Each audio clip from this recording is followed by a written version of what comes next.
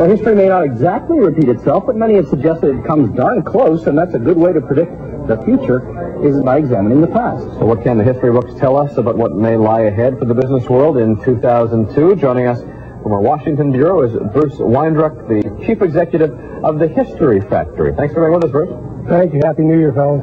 At the beginning of the program, I asked the question, what do Winston Churchill, Citigroup, and Microsoft have in common? Can you shed some light on that for me? Well, it's an interesting sidelight, and I'll try to hit all three of those. Winston Churchill, frankly, he's the guy who said that history will be good to me because I intend to write it. But he also had another good one. Basically, the further back he said, I'm able to see. The further forward, I'm able to view. And it's very important, I think, that investors in thinking about history and how you can really use that news, take a similar kind of view.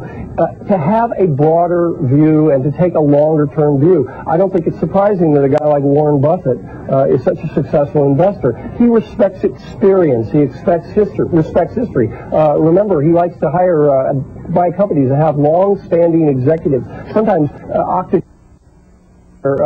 management, because they have experience. On the other hand, you take a look at like a long-term capital management that need the arcane detail of history to build those tremendous derivatives, yet on the same time, like history always tells us, they're always sunk by the unexpected. So to have that long term of history, to be able to have a view of the future as opposed to predict it, is a very important thing, I think, for everyone, let alone investors, to have. Bruce, Ali Velshi here. Mark Twain said history doesn't repeat itself, but it sometimes rhymes. Tell us about that. You may have just heard Amanda Lang telling us about how some people think the financial sector leads us out of recession. You may have a different take on this. Well, it's interesting she said that, Ali. One of the big rhymes I think that we're hearing and will be hearing in the next year will relate to financial services, relate primarily to the whole idea of a financial supermarket. If you'll remember, let's take a little look at the past. As recently as a couple years ago, able to put together Citigroup, insurance, investment banking, and commercial banking. Notice later this year, he's already starting to sell off the Travelers Insurance. It didn't make sense in terms of this fit.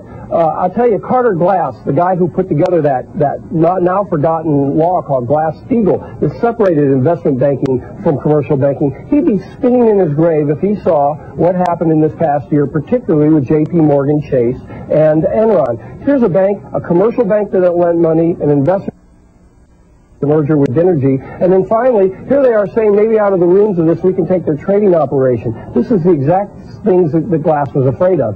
Let's take another look at the past, how it can reflect on the future.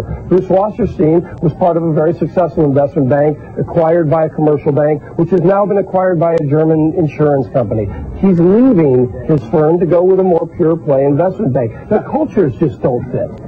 So, again, in all these cases, I think even Credit Suisse First Boston selling off their online trading, what it says to an investor is use history to understand that as this change is happening, that the dance card is going to be changing. There's going to be new opportunities. The assumptions that we've taken for granted for the last 2 years, frankly, had 100 years of history before it, and there's going to be 100 years of history in the future, and that's what you ought to be anticipating and responding to. Interesting discussion, Bruce. Thanks for being with us. You're welcome. Bruce Weindruch, the CEO of the History Factory, has been our guest.